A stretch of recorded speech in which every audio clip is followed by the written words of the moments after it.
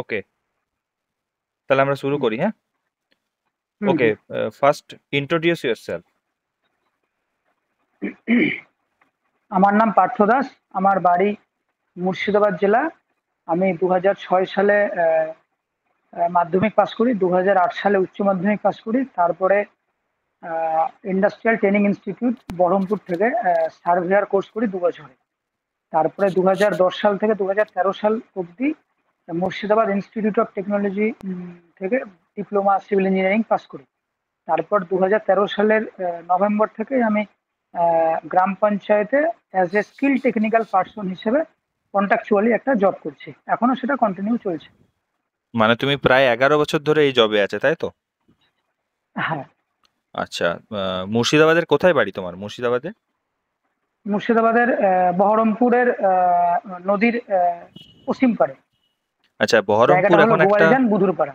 বহরমপুর এখন একটা আলাদা জেলা, সেটা কি তুমি জানো? হ্যাঁ, সেটা জানি। তাহলে তুমি মুর্শিদাবাদ থেকে বলছো যে?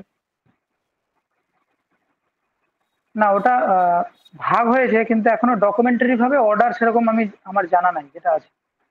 আচ্ছা, মুর্শিদাবাদ বা বহরমপুর কোন ডিভিশনের, কোন প্রশাসনিক ডিভিশনের আন্ডারে আসে জানা আছে?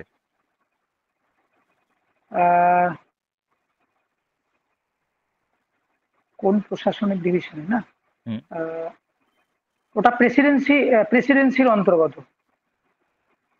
ঠিক এটুকুই বলছো কি? জানি। ঠিক বলছো কি? কোন ডিভিশনের অন্তর্গত? আমাদের কটা ডিভিশন আছে তুমি জানো? পশ্চিমবঙ্গ টোটাল কটা হ্যাঁ। প্রশাসনিক ডিভিশন আছে? না, ওটা জানা নেই আমার। টোটাল 5টা ডিভিশন আছে, তাই না? একটা মেদিনীপুর, প্রেসিডেন্সি, এরকম করে ভাগ রয়েছে। কিছুই জানো কি হ্যাঁ, তুমি? জলপাইগুড়ি। হ্যাঁ, ওটা পাঁচটা। হ্যাঁ, পাঁচটা ডিভিশন আছে, তার মধ্যে প্রেসিডেন্সিটা আমি আচ্ছা, যতদূর জানি ঠিক প্রেসিডেন্সিটাই আছে, হচ্ছে। ঠিক আছে, যাই হোক, ওটা তুমি ঠিক আছে। আচ্ছা, তুমি আমাকে বলো, তুমি প্যারা অলিম্পিক দেখেছো? রিসেন্ট যে প্যারা অলিম্পিক হয়েছে। না না। প্যারা অলিম্পিক মানে খেলার প্রতি কোনো ইন্টারেস্ট নেই? না, খেলা আমি সেরকম দেখি না। আচ্ছা, মানে অলিম্পিক নিয়েও তুমি কিছু জানো না, অলিম্পিকও জানো না, তাই তো? না না না। আচ্ছা, ঠিক আছে, তোমার প্রথম চয়েস কি দেওয়া আছে? ফার্স্ট চয়েস আমার ইরিগেশন ডিপার্টমেন্ট। আচ্ছা, তুমি এখানে যে প্রজেক্টে কাজ করছো কন্ট্রাকচুয়ালি, এখানেও কি তোমাকে ইরিগেশনেরই কাজ দেখতে হয়? এখানে ইরিগেশনের কিছু কাজ দেখতে হয়, যেমন হচ্ছে আর্দেন ক্যানেলের রিএক্সকাভেশনের কাজ হয়। গ্রামাঞ্চলে যে ছোট ছোট আর্দেন ক্যানেল হয়, হুম। তার রিএক্সকাভেশনের কাজ হয়। এছাড়া লাইনিং এসব কিছু করতে হয় না? না, লাইনিং এর কাজ থাকে না। আচ্ছা, ক্যানেল লাইনিং বলতে কি বোঝো?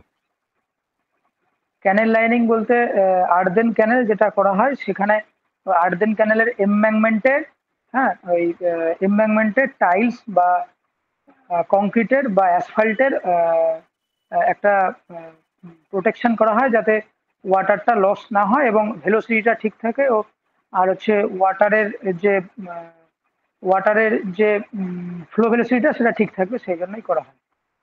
আচ্ছা, আচ্ছা, সব থেকে ইকোনমিক যে ক্যানেল সেকশন বা চ্যানেল সেকশন, সেটা কোনটা বলতে হুম। পারবে?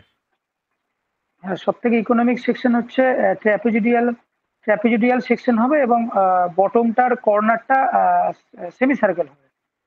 আচ্ছা, আর যদি আমি বলি যে সব থেকে বেশি ওয়েটেড পেরিমিটার কোন সেকশনের ক্ষেত্রে হবে? Weighted perimeter. ওয়েটেড পেরিমিটার সব থেকে বেশি ওয়েটেড পেরিমিটার হবে।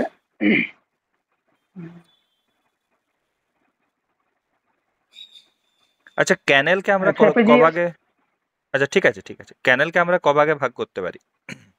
ক্যানেলকে ভাগ করতে পারি, সাপ্লাই অনুযায়ী ভাগ করতে পারি, তারপরে ডিসচার্জ অনুযায়ী ভাগ করতে পারি, ক্যানেলের ডিসচার্জ অনুযায়ী, সাপ্লাই অনুযায়ী ও রেভিনিউ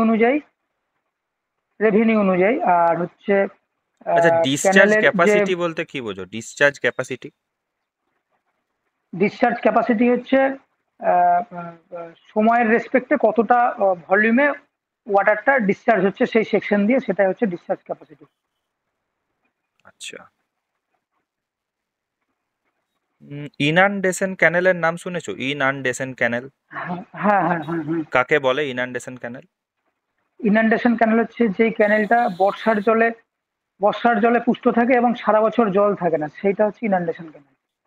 আচ্ছা আচ্ছা, গ্রোয়েন আর আচ্ছা, গ্রোয়েন কি শুনেছো নিশ্চয়ই। হ্যাঁ, হ্যাঁ। আর গ্রোয়েন আর স্পারের ভিতর পার্থক্য কি?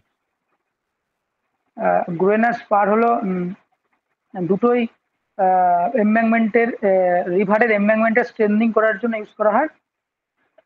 এবং গ্রোনটা হচ্ছে রিভারে গ্রোনটা হচ্ছে রিভারে প্যারালালি দেওয়া হয় এবং স্পারটা রিভারে ইনক্লাইন্ডে দেওয়া হয়। এবং গ্রোন এবং স্পার এটা দুটোই স্টোন পিচিং দিয়ে মানে আমি করা একটা হয় স্পারকে নর্মালি। গ্রোয়েন বলতে পারি? না, না, না, না। তাহলে আমি একটা গ্রোয়েনকে স্পার বলতে পারি? হ্যাঁ। না আমি উল্টো বললাম? না, একটা গ্রোনটা হয় কি, গ্রোনটা হচ্ছে গ্রোন এবং স্পার দুটোই রিভারের স্ট্রেন্দিং করা এমব্যাঙ্কমেন্টের স্ট্রেন্দিং করার জন্য করা হয়, কিন্তু গ্রোনটা হচ্ছে রিভারের সাথে প্যারালাল হয় আর স্পারটা রিভারের সাথে পারপেন্ডিকুলার করা হয়। আর আর হচ্ছে যে আচ্ছা আচ্ছা, ঠিক আছে গ্রোনটা ঠিক যেটা আছে করা হয় সেটা ঠিক আছে সেটা তুমি। পার্মানেন্ট হয় আর স্পারটা হচ্ছে টেম্পোরারি। আচ্ছা আচ্ছা, তুমি D10 D60 এরকম নাম শুনেছো? হ্যাঁ, হ্যাঁ, হ্যাঁ। D10 বলতে কি বুঝি আমরা? ডিটেন বলতে বুঝি যে সিভ অ্যানালিসিসে, সয়েলের যে সিভ অ্যানালিসিস, সেই সিভ অ্যানালিসিসে ওখানে 0.0 এই কোনো একটা সিভের কোনো একটা সাইজ থেকে কোনো একটা কনস্ট্যান্ট একটা সাইজ থেকে সাইজের ওখান থেকে 10% পাসিং হবে। 10% পাসিং? মানে কি পাসিং পাসিং হবে বলতে কি বুঝলাম না, গোটা সয়েলটার টেন মানে ওই পার্সেন্ট পাসিং হবে? 10% পাসিং হবে, হ্যাঁ। হ্যাঁ স্যার, তাকে কোনটাকে বলবো D10? যে সিপ সাইজটা থেকে? হ্যাঁ, সেই সিপ সাইজে যেখান থেকে আচ্ছা পাস হবে সেটা হচ্ছে আচ্ছা, ডিটেন। এটাকে এফেক্টিভ সাইজ কেন বলছি আমরা? করেছিলাম, এটা এই মুহূর্তে মনে পড়ছে না। আচ্ছা আচ্ছা, এটা এই মুহূর্তে মনে পড়ছে না, করেছিলাম। D60/D10, D60/D10 এটা কি? D60/D10 হচ্ছে ইউনিফর্মিটি কোএফিসিয়েন্ট। এটা কি কাজে লাগে? D60/D10 ইউনিফর্মিটি কোএফিসিয়েন্ট দিয়ে হচ্ছে পার্টিকেল সাইজ রেঞ্জটা জানা যায় সয়েলে। আচ্ছা, যদি সেখানে আমি D30² দিয়ে পরে ডিভাইডেড বাই D10 D60 করি, তাহলে সেটাকে কি বলবো? না, তাহলে তাহলে ওটাকে আমরা বলবো কোএফিসিয়েন্ট অফ কার্ভেচার। সেটা কি কাজে লাগে? সেটা কাজে লাগে হচ্ছে সয়েলের শেপ আর সাইজ সম্বন্ধে ধারণা পাওয়া যায়। আচ্ছা আচ্ছা, তোমার সেকেন্ড চয়েস কি রয়েছে? Second choice public health engineering. আচ্ছা, পাবলিক হেলথ ইঞ্জিনিয়ারিং রয়েছে। তো পাবলিক হেলথ ইঞ্জিনিয়ারিং এর তো কোনো নতুন যে প্রজেক্ট চলছে এরকম কিছু নাম জানো? হ্যাঁ, ওটা হচ্ছে জল জীবন মিশন, যেটা সেন্ট্রাল গভর্নমেন্টের কাজ চলছে ওটা। আচ্ছা, তাতে কি করতে হয় কিছু আইডিয়া আছে?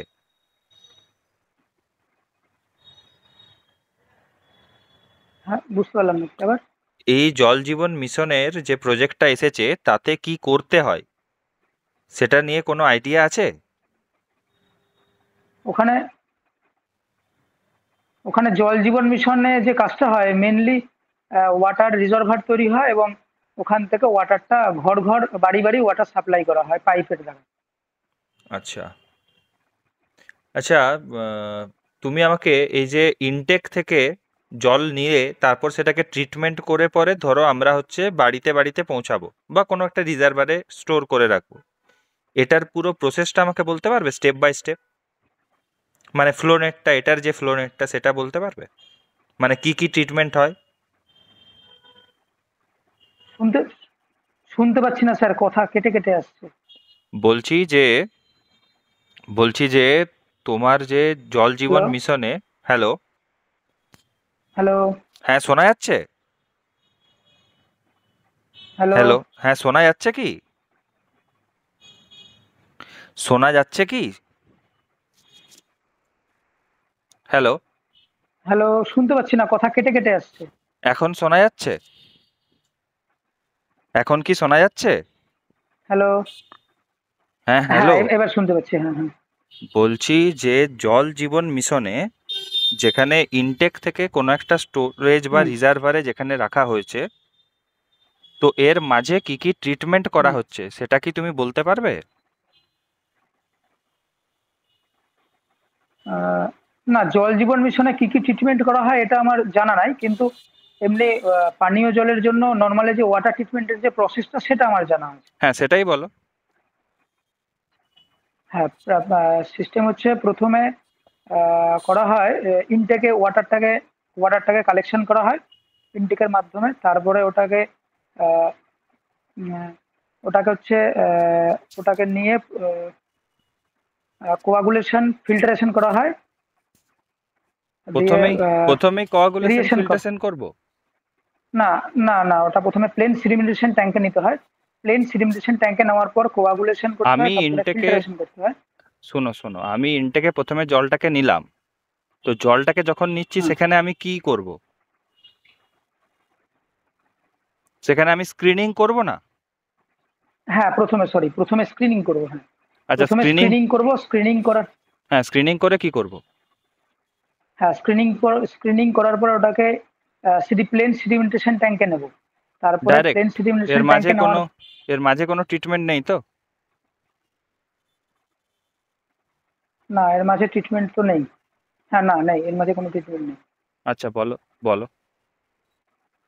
তারপরে প্লেন সেডিমেন্টেশন ট্যাঙ্কে নেব, তারপর ওখান থেকে কোয়াগুলেশন ফ্লকুলেশন হবে, তারপরে এরিয়েশন হবে। এবার যদি টার্বিডিটির ভ্যালু যদি 50, মানে 30 থেকে 50-এর বেশি হয়, তাহলে স্লো সেন্ট ফিল্টারে নিয়ে যাবো। আর যদি 50-এর মানে 30-এর নিচে যদি হয়, তাহলে হচ্ছে র্যাপিড সেন্ট ফিল্টার হবে। তারপরে ফিল্টারেশন প্রসেস হবে। ফিল্টারেশনের পরে ওখান থেকে যাবে হচ্ছে ডিসইনফেকশন, মানে ক্লোরিন দিয়ে ডিসইনফেকশন হবে। তারপরে আবার এরিয়েশন হবে। এরিয়েশনের পরে আদার আচ্ছা, মিসলিনিয়াস ট্রিটমেন্ট যেগুলো করার আচ্ছা, টার্বিডিটি কি? টার্বিডিটি? টার্বিডিটি হচ্ছে জলের মধ্যে যে সাসপেন্ডেড যে ম্যাটার গুলো থাকে এবং কলোয়েডিয়াল যে ম্যাটার গুলো থাকে, সেইটার জন্য টার্বিডিটি হয়। এবং টার্বিডিটি হচ্ছে একটা ওয়াটারের একটা প্যারামিটার। ওয়াটারের প্যারামিটার? না, water quality parameter? Sorry, water কোয়ালিটির প্যারামিটার। আচ্ছা, আমরা টার্বিডিটি মাপবো কি দিয়ে? টার্বিডিটি টার্বিডিটি হচ্ছে স্ট্যান্ডার্ড সিলিকা স্কেল দিয়ে মাপবো। আচ্ছা, তাহলে যখন আমরা প্রকাশ করব যে কোনো একটা নোংরা জল রয়েছে বা কোনো একটা ভালো জল রয়েছে, তার টার্বিডিটি আমরা প্রকাশ করব কিভাবে? টার্বিডিটির ইউনিট হচ্ছে মিলিগ্রাম পার লিটার, অথবা পার্টস পার মিলিয়ন, পিপিএম। তাই কি? হ্যাঁ, তাই। দেখো, ঠিক বলছো তো? তুমি একবার ভেবে বলো। হ্যাঁ, ওইটাই টার্বিডিটির ইউনিটটা পিপিএম, পার্টস আচ্ছা, পার মিলিয়ন বা মিলিগ্রাম পার লিটার। আচ্ছা, তুমি রোডের রোডের কাজ করেছো? রোডের কাজ দেখেছো বললে, তাই তো? হ্যাঁ, গ্রাম পঞ্চায়েতে ওই plane cement concrete M15 grade কংক্রিটের রোডের কাজ করেছে। আচ্ছা, আহ, তাহলে আমাকে বলো যে কংক্রিটের রোডের যে একদম টপ মোস্ট লেয়ারটা, রিজিড পেভমেন্টের যে টপ মোস্ট লেয়ারটা, তাকে কি বলে?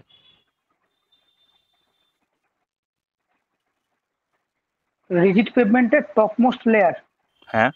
রিজিড পেভমেন্টের টপ মোস্ট লেয়ারটা হচ্ছে ওটায় কংক্রিটের লেয়ার থাকে ওটা।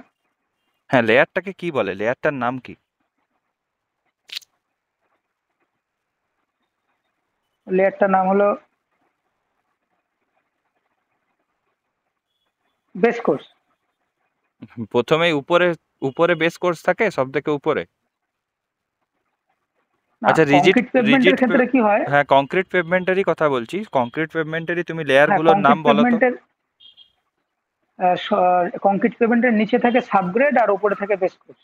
ব্যাস, শেষ? হ্যাঁ, এটুকুই থাকে, দুটো পেভমেন্ট থাকে, মানে দুটো আচ্ছা, লেয়ার থাকে। এছাড়া কিছু থাকে না? ডিএলসি থাকে না? পিকিউসি থাকে না? এগুলো থাকে না, না? না, না, আমরা আমি গ্রাম আমি পঞ্চায়েতে গ্রাম এই দুটো পঞ্চায়েতের কথা লেয়ার। বলিনি। আমি গ্রাম পঞ্চায়েতের কথা বলিনি। আচ্ছা, আমি জিজ্ঞেস করছি রিজিড পেভমেন্ট। তুমি রিজিড পেভমেন্টের নাম তো শুনেছো আশা করি। হ্যাঁ, হ্যাঁ, হ্যাঁ। তো রিজিড পেভমেন্টে সব থেকে যে টপ মোস্ট কংক্রিটের লেয়ারটা তার নাম কি আমি জিজ্ঞেস করেছি। তুমি গ্রাম পঞ্চায়েতে কি করো সেটা আমি বলছি না। আচ্ছা। যাই হোক, তো তোমার কংক্রিট মানে স্ল্যাব ঢালাই এরকম কিছু ইয়ে আছে, এক্সপিরিয়েন্স আছে? মানে কোনো না, জায়গাতে স্ল্যাব স্ল্যাব ঢালাইয়ের এক্সপিরিয়েন্স। কনস্ট্রাকশন বা কিছু এ টাইপের কিছু না না এক্সপিরিয়েন্স নেই? এরকম, না এরকম নেই। আচ্ছা আচ্ছা, তোমার পাইপ নিয়ে এক্সপিরিয়েন্স রয়েছে তাহলে নাকি? পাইপ, না পাইপ নিয়েও এক্সপিরিয়েন্স নেই। মেনলি আমি গ্রাম পঞ্চায়েতে পিসিসির রোড করেছি কিছু, আর ওই ছোট ছোট যে ক্যানেল গুলো আছে সেই ক্যানেলের আর্দেন ক্যানেলের রি এক্সকাভেশন করেছি। আচ্ছা, তাহলে এক্সকাভেশন যখন তুমি করেছো তাহলে বলো না আমাকে যে ভয়েড রেশিও কি? ভয়েড রেশিও হচ্ছে ভিবি বাই ভিএস, মানে volume of void by volume of soil সলিডের রেশিওটাকে void.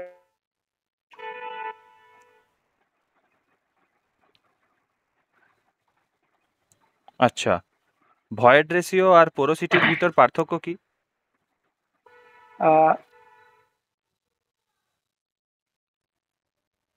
By volume of soil mass, আর ভয়েড রেশিও হচ্ছে volume of void by volume of soil solid. আচ্ছা আর ইকুয়েশন ইকুয়েশন দিয়ে যদি বলতে যাই তাহলে এটা হবে n equal to e by one plus e. না, মেন পার্থক্যটা কি যদি বলে, একটা ছোটভাবে বলতে বলে জিস্ট হিসাবে, যে একটা ছোট্টভাবে বলো যে পার্থক্য কি ভয়েড রেশিও আর পোরোসিটির ভিতর পার্থক্যটা কি? মানে আমি ইকুয়েশন দিয়ে বলছি না যে ভিবি বাই ভিএস বা ভি বাই আচ্ছা বিএস আচ্ছা এরকম কথা আমি বলছি না। আচ্ছা।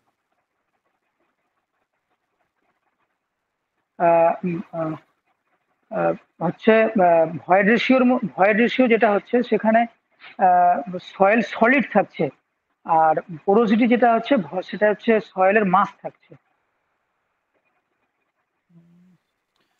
ঠিক আছে, এটা হলো না ঠিক মতো, বাট ঠিক আছে।